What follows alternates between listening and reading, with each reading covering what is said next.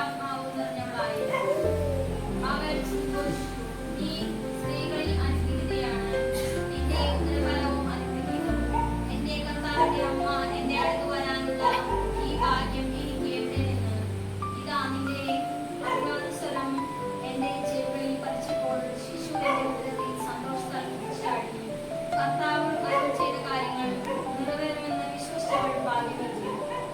മറിയം പറഞ്ഞു, എന്റെ ആത്മാവ് കർത്താവിനെ ഓർക്കപ്പെടുന്നു, നിന്റെ ചിത്തം എന്റെ രക്ഷകനായ ദൈവത്തിൽ ആനന്ദിക്കുന്നു.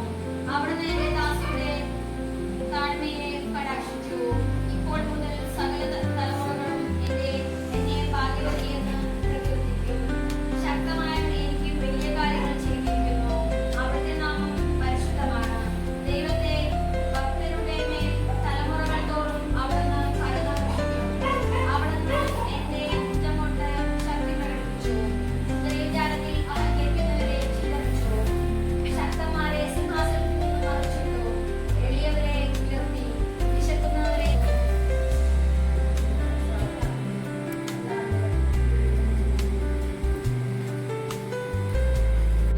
ദൈവവരപ്രസാദത്തിന് മാതാവേ, സഭയുടെ മാതാവേ,